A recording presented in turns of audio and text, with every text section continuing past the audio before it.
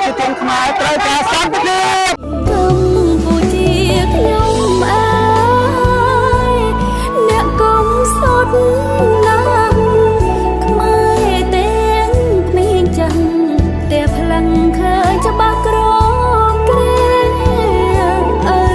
ពុកព្រួតកូនព្រួតទាំងភរិយាតែមិនបានលីបូជាកាពីទឹកដីតាមសៅទឹកដីខ្មែរធំទូលំទូលោពីសាសនាសិល្បៈយ៉ាងសាចូលតជាផ្លែសាយទៅប្រឹងវិញបញ្ចេញដំសម្រាប់ប្រជាជនទាំងអស់តែមួយតែម្ដង We are the world We are the children We are the one make a brighter day. Peace Cambodia need peace Cambodia need peace Cambodia choose peace and please all the world ហើយទៅដីសៃ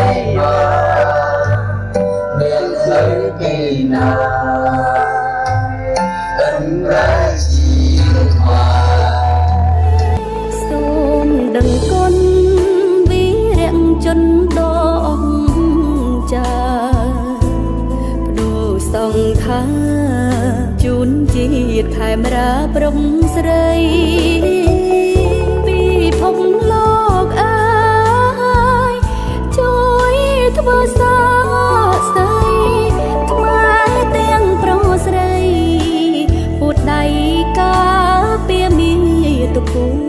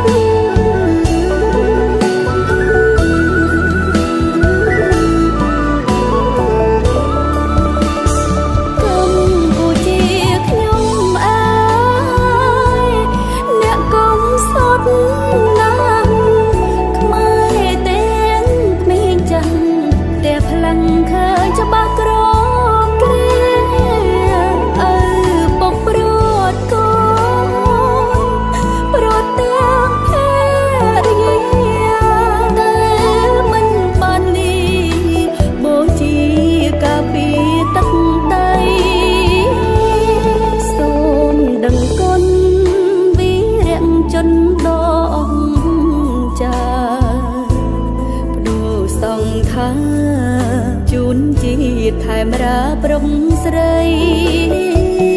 ពិភពលោកអើយជួយធ្វើ